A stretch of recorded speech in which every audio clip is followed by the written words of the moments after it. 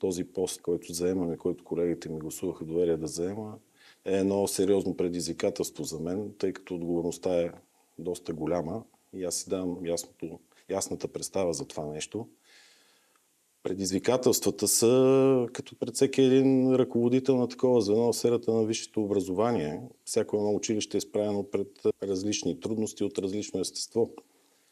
Но основна задача на всеки ръководител е да пази имиджа и доброто име на своето училище, да поддържа неговата финансова стабилност, така че неговите служители или служителите, които работят в него, ако трябва да бъда по-точен, да бъдат удовлетворени от възнагражденията на своя труд, но неизменно с това всички преподаватели в Стопанска академия трябва да понесат и своята отговорност и да дадат своя дан за научно-изследователската работа и подобряване качеството на обучение на нашите студенти.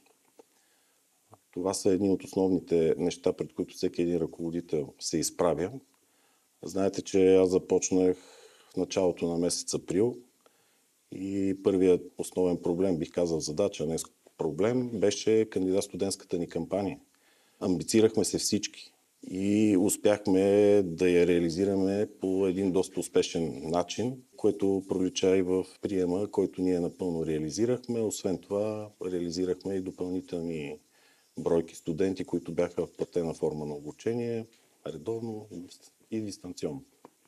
Оказа се, че икономиката е доста атрактивна и желана. Професионално направление икономика буди все още силен интерес у нашите студенти. Те желаят да се записват и да учат. Реализирахме по-голям прием, отколкото миналата година. Трендът е възходящ, което ме радва и успокоява.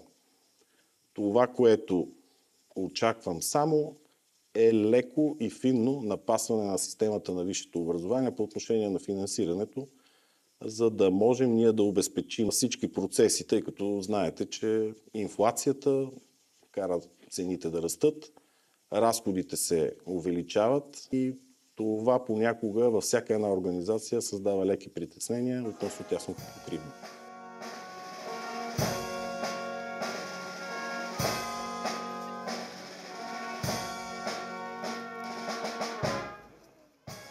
Безспорно винаги трябва да се залага на качество. В Стопанска академия никога не сме залагали на количество. Никога на сила не можеш да докараш един студент да дойде в едно или друго висше учебно заведение.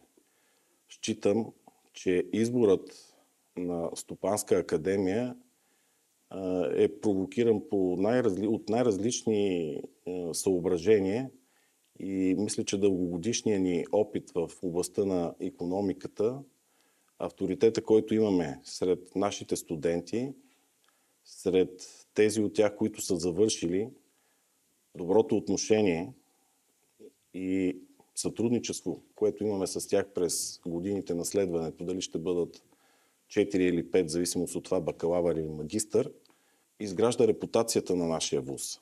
Мисля, че това важи и за всеки един от останалите вузове и колегите, които са вътре в системата, много ясно знаят за какво става въпрос.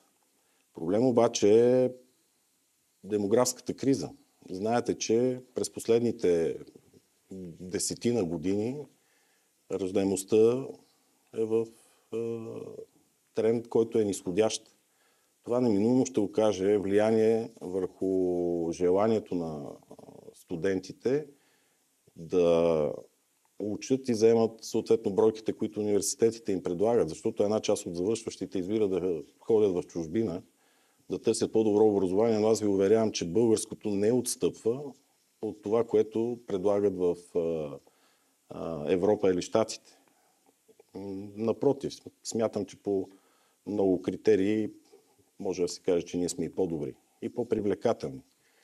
Но тук е момента да благодаря и на държавата в лицето на Министерството на образованието, на министър Цоков, на неговия екип, на синдикати, които през последните години обърнаха доста внимание на проблемите във висшето образование и предприеха едни енергични действия, с които направиха така, че заплащането на българските преподаватели да бъде на едно по-достойно ниво.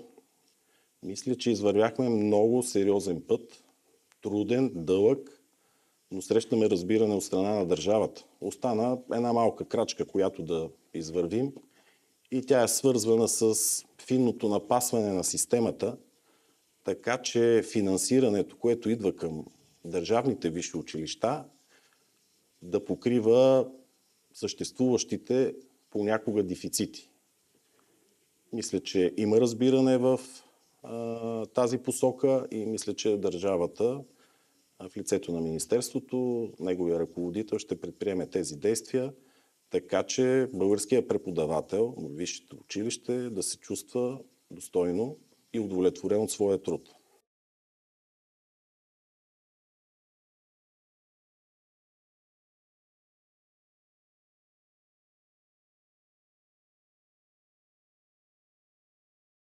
Основният проблем за нас миналото беше финансовото стабилизиране на институцията. Мисля, че успяхме и се справихме доста успешно.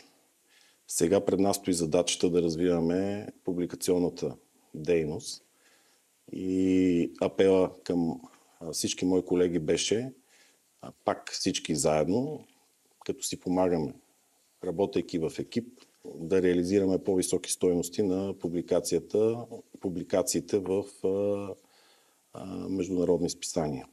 Така че съвременната действителност налага това да се реализира и ние сме си поставили една такава, мисля, че постижима, но амбициозна цел.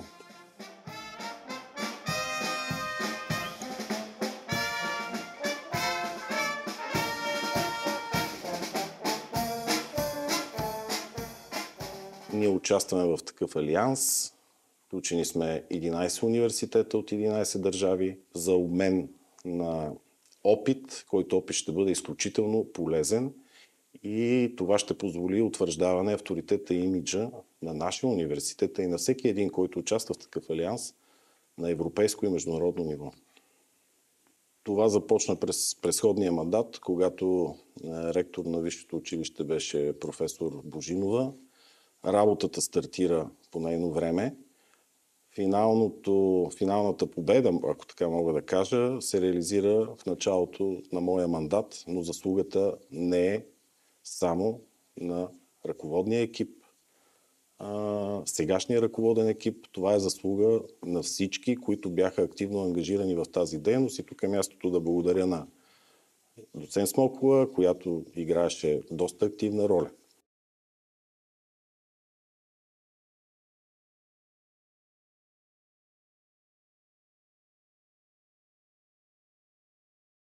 Всеки един преподавател, дали във висшето или в средното образование, остава такъв до края на живота си.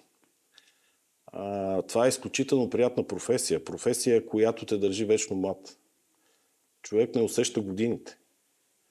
Времето, когато е постъпил като млад асистент или докторант, моментите, в които той се е сблъскал с студентите, срещнал е техните погледи, са изключително приятни и вълнуващи. И който и да попитате, дори такива, които се оттеглили от активна работа, всеки ще ви каже, че този момент е изключително приятен и му липсва. Да, в този смисъл на мен също ми липсва активната работа и тя ми носи много голямо удоволствие. Но, разбира се, на този етап тя е в по-малък обем, тъй като имам и административни задължения, но успявам да съвместявам и двете неща, доколкото ми позволяват силите.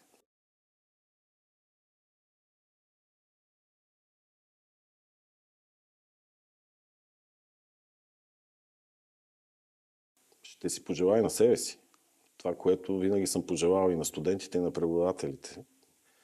Винаги съм се вълнувал, радвал и съм бил щастлив, когато хората са здрави, колкото и тривиално да звучи това нещо, защото здравето е най-важното нещо.